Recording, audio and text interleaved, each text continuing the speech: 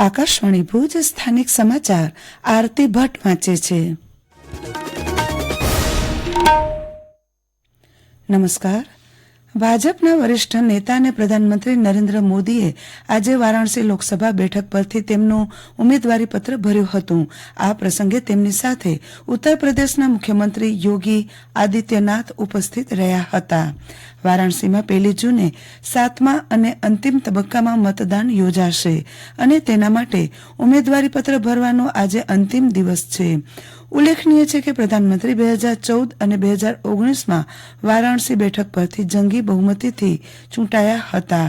આજે કોંગ્રેસના પ્રમુખ મલ્લિકાર્જુન ખડગે મહારાજગંજ બેઠક પર કોંગ્રેસના ઉમેદવાર વિરેન્દ્ર ચૌધરીના ઉમેદવારીપત્ર ભરવાના પ્રસંગે ઉપસ્થિત રહ્યા હતા.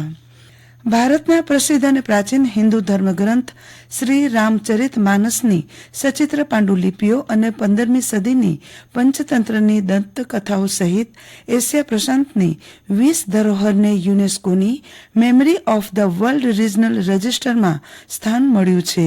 એશિયા અને પ્રશાંત માટેની વિશ્વ સ્મૃતિ સમિતિની 10મી બેઠકમાં આ નિર્ણય લેવામાં આવ્યો હતો.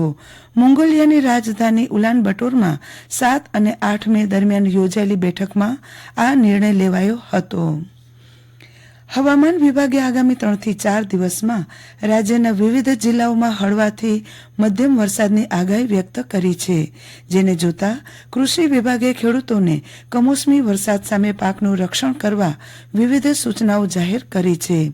હવામાન વિભાગ અનુસાર મધ્યપ્રદેશની ઉપર બનેલા ચક્રવાતી અસરને પગલે ગુજરાતના વિવિધ જિલ્લાઓમાં 16 મે સુધી કમોસમી વરસાદ પડી શકે છે. 17 મેથી રાજ્યમાં ફરી ગરમી વધી શકે છે. રાજ્યમાં પડેલા કમોસમી વરસાદને લઈને કૃષિમંત્રી રાઘવજી પટેલે કહ્યું હતું કે પાક નુકસાની માટેના સર્વે કરવાના આદેશ આપી દેવાયા છે.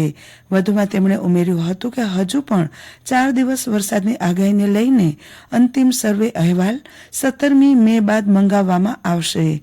કમોસમી વરસાદના કારણે ખેતીવાડી અને બાગાયતી પાકોને નુકસાન થયું છે. તેમાં બાગાયતી પાકોને વધુ નુકસાન થયું હોવાનું જણાવ્યું હતું. બાગાયતી પાકોમાં કેરીના પાકને વ્યાપક નુકસાન થયું છે. કચ્છના જાણીતા તસવીરકાર યોગેન ખત્રીનું આજે ભુજ ખાતે અવસાન થયું છે. તેમની વય 65 વર્ષની હતી. જાણીતા સાહિત્ય સર્જક જયંત ખત્રીના પુત્ર યોગેન ખત્રી અગ્રણી દૈનિક કચ્છ મિત્રના ઘણા વર્ષો સુધી તસવીરકાર રહ્યા હતા. ફોટોગ્રાફિક સોસાયટી સાથે વર્ષોથી સંકળાયેલા હતા. કચ્છ જિલ્લામાંથી પવિત્ર હજની યાત્રા માટે 500થી વધુ મુસ્લિમો હજ યાત્રા માટે જશે. હજ યાત્રા પર જતા પૂર્વે દરેક હજ યાત્રીને રસીકરણ કરવાનું હોય છે. સાઉદી અરેબિયામાં પ્રવેશ મેળવતા પહેલા રસીકરણ થયાનું પ્રમાણપત્ર રજૂ કરવું ફરજિયાત છે, જે ઓછામાં ઓછા 10 દિવસ પહેલા લેવાયેલું હોય તે જરૂરી છે.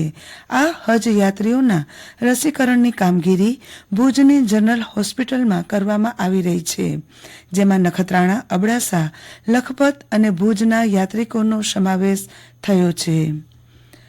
સરહદી કચ્છ જિલ્લામાં કમોસમી વરસાદને પગલે માવઠા અને વાવાઝોડું રૂપી આફતથી જિલ્લા કૃષિ અને બાગાયતી ક્ષેત્રમાં વ્યાપક વિનાશ થયો છે.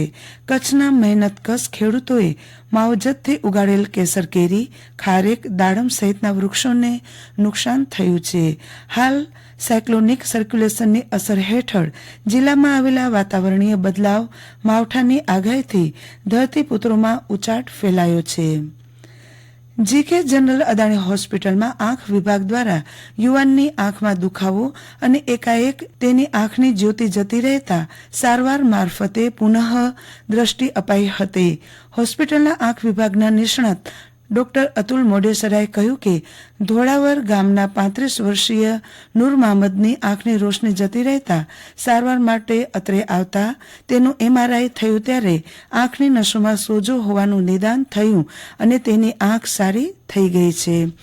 આ સાથે સ્થાનિક સમાચાર પૂરા થયા. નમસ્કાર.